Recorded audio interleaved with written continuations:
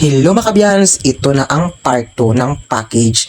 Kaya hindi naging kami kahulat, sobra naging kami ka-excited na makita kung ano ang sulod sang package. Kaya dyan para sa tunga kanalan, pinangbuksan na namon.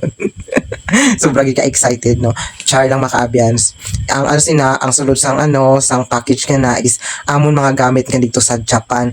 Ang akon gamit at gamit sa ati ko nga si Myra Fee, kag kay Joy nga mga gamit. So yan ang katotohanan. Kasi yung pag-uwi ko galing Japan is 7 kilos lang yung dala ko kasi sabi ng ate ko na si Joy, isahan na lang daw pagpapadala kasi may ipapadala na rin siya na sobra na doon na magamit niya doon sa Japan. Kaya yun, napagdesisyon na namin na ibalik bayan box na lang.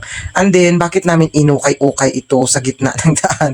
Hindi na namin pinaghihintay kasi nga may paghahatian yan siya. Yung isang box is dadalhin doon sa bahay ng ate ko kay Myra Fee at saka yung isang box naman is dadalhin sa bahay. Kaya pinang na namin, dyan na namin binuksan para hindi na mapunta doon dito sa bahay namin kasi dyan pa lang masigregate na namin. So yan ang katotohanan mga kaabyas, gamit namin yan. At saka yung ibang gamit na dala rin namin is yung pinangkuha namin yung sa basura na tinapon na ng mga tao na pwede pa mapuslan. Kaya ayan na sa sobrang dami, nakadalawang box kami na pag pinaglagyan. At ito naman mga kaabiyans, yung karton na dinala na sa bahay. So yung mga pinang-flex ko ay yung teddy bear.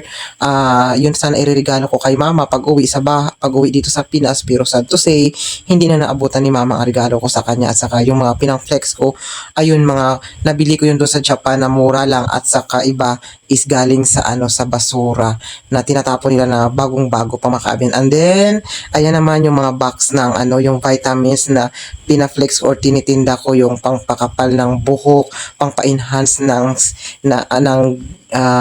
balat at saka ng nails. At saka ayun mga kaabyas, o kung nakikita nyo, mga gamit yan ng ate ko.